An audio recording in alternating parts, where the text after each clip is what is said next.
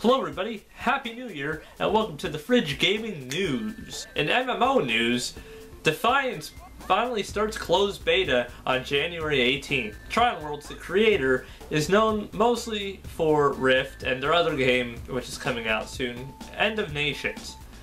Defiance is essentially an MMO FPS where you go around and you shoot at giant space bugs and space mechs and other things like that.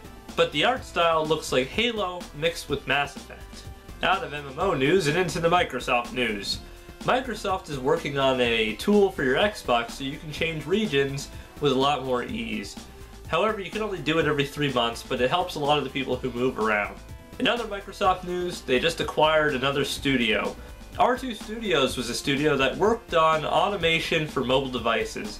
In other words, they worked on making UIs, apps for control of videos and such. So what does this mean for the rest of the world?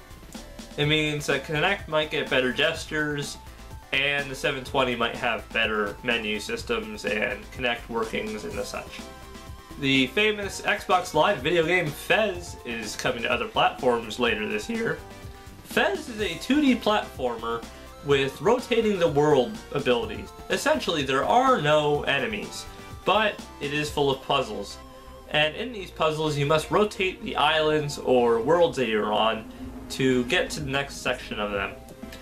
It adds an interesting gameplay and reminds me of Paper Mario. Now, Fez started on Xbox Live, and through the fates, they released a patch which ended up screwing up a lot of their saves. They pulled Fez off for a little while, but decided to put Fez back on with these screwed up saves because the patch would have cost them tens of thousands of dollars to send it back through and have it recertified through Microsoft. The devs at the studio say that they should have just sent it to Steam because Steam would have been 3 times easier. So I believe that's a hint that Steam will be getting Fez pretty soon. Also, Polytron, the company that made Fez, has been approached by Zynga to make a port for mobile devices, but naturally it'll never happen because Zynga is running out of money, and fast. Moving on to other companies that were running out of money, THQ was recently sold, but there are some complaints about it. THQ was sold to Clear Lake Capital Group for $60 million. It's not too much money for a studio, but it's not a lot for a studio. That's the biggest complaint. Now the note holders, which are the people who THQ owes money and therefore they kind of own stocks, are complaining about it because it didn't give any of the other companies a chance to bid on it. And by that, they mean they held the bidding for THQ during the holiday break when most companies aren't doing anything. What is the real reason for this, according to the note holders? It keeps the management executives in their cushy chairs. Now, this shouldn't affect any of the outcome from THQ. Some games may be lost, but other than that, it should be fine for everyone else. The Sony of Japan has just done something pretty crazy. They patented something. Now, this patent is offending to a lot of people, and it's offending to GameStop mostly. Now, the patent was placed last September, but it took this long for somebody to actually find it. This patent would eliminate used game sales completely. Essentially, it's an RFID chip embedded into a Blu-ray that a disk drive would read before it plays any games. After it reads the RFID chip, it would say, "Give me a password," which would then be sent to a server, and the game would be able to be played on that console. Now, this locks the game to one player unless it gives the password to someone else. Obviously, this opens a lot of questions on what the heck will go on here.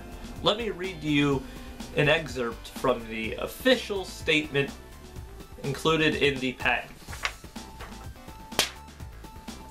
The development of electronic content, including game applications, is costly, and therefore, in a content business, it is vital to redistribute part of proceeds from sales of the electronic content to the developers. On the other hand, the electronic content is being bought and sold in second-hand markets. In such a scheme where the electronic content is bought and sold in the second-hand markets or the like, The sales proceeds resulting therefm are not redistributed to the developers. Also, since the users who have purchased the second-hand items are somehow no longer potential buyers of the content, the developers would lose their profits otherwise gained in the first place. In other words, Memo bis punitor delicatum! It's all there, black and white, clear as crystal! You stole fizzy lifting drinks! what they're realistically saying is that they want to prevent second-hand game sales to get the devs more money and give them money where it's due. GameStop is the biggest problem with this right now. Because of second-hand sales, the developers don't get any money. They only get money in first-hand sales. Now they're saying that anyone who buys the second-hand game isn't actually interested in the game as a first-time buyer. They're just interested in buying it second-hand. Therefore, they would never be a first-hand buyer, so the devs would never get money from them.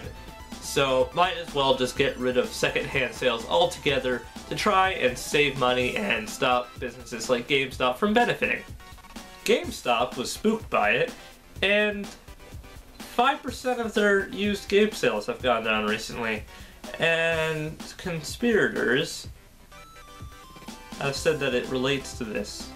Now, how do we know it's an RFID chip? Because it's all included in the patent. Let me read you another excerpt. Riveting, I know, isn't it?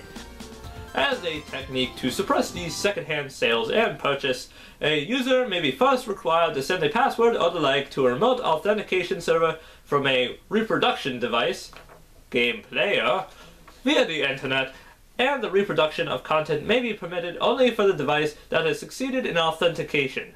However, where the reproduction device is not connected to the internet, use of the content cannot be controlled. Also, where the connection to the internet is an absolute requirement, users' convenience may be significantly reduced. Besides, users may communicate to share the password between them, and therefore the second-hand sales and purchase cannot be eliminated reliably. Now, a lot of things have been brought up in this section, so let's go through them one at a time. Renting and borrowing games is still possible through the existence of this password system.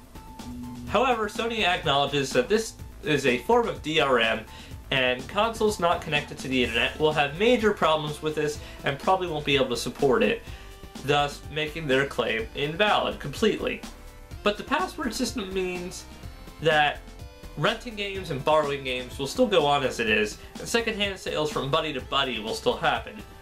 Really all GameStop has to do is put a sticky note with the password in with every game from now on, and then secondhand sales will continue. Now, Sony usually knows what they're doing, but by the end of this patent, it almost seems like they filed it and then realized by the end of what they were typing and what they were doing this is completely wrong, foolhardy, and not foolproof in the least. So, I don't think it'll do anything, but just in case, it won't be on the Vita, it's not going to be on the PS3, they don't have ability for this. It'll probably be on the PS4 if it ever actually gets put into product. It might just be even for their Blu-ray players, so no need to worry really. It's Android time! The Ouya dev kits have been sent out recently. They are made of clear plastic which allows you to see the insides and contain many ports to allow you to develop on them. They also include the SDK and make it very easy for you to develop with. Now the first game to be developed is already on it. It's showing behind me. If you want to check out the full video, it's down in the description. The name of the game is Roasty Rooster, coming from Finnish developer Actual. And it shows that the Ouya is capable of running at least a casual game. So this is definitely an improvement, and soon we'll find out the power of the Ouya. Now in other Android gaming console news, a new competitor has shown up, and it is called the GameStick. Essentially, it is the same idea as the Ouya, only it's done in a little bit different practice. It comes with a dongle that plugs into your HDMI port on your TV, which contains all of the Android stuffs. It also comes with a controller, which is a handy dock for the dongle. The controller is Bluetooth and matches up with the dongle, and essentially it does the same thing as the Ouya, but it won't be as powerful because it's a lot smaller. It's currently being kickstarted, and if you want to check it out, the link is in the description. You can pick up one of your own if you want to get it off of Kickstarter once it's finally finished for $69. And finally, keeping in our giant robot news from last week, Vlambeer has released a new game. Now, Vlambeer is famous for Super Crate Box and Serious Sam, the Random Encounter. You can pick up Serious Sam on Steam, and I believe you can pick up Super Crate Box there too. Now, this game is completely free. The name of the game is Techno King, and essentially you're in Neo Tokyo. Sounds very anime-like. And you have to get in your mech and defend Neo Tokyo from the other mechs. Now, your mech is called the Techno King, and all the other mechs are just other mechs. But the point of the game is to save Neo Tokyo by destroying all of it before the other mechs can. Before they can destroy you even. And by more buildings you destroy, the less missiles hit you. So it's very tactical. Check it out, it's free, all you gotta do is download it, it's on Mac and PC, check the description. That's it for this episode of the Fridge Gaming News. And remember guys, stay cool with the fridge.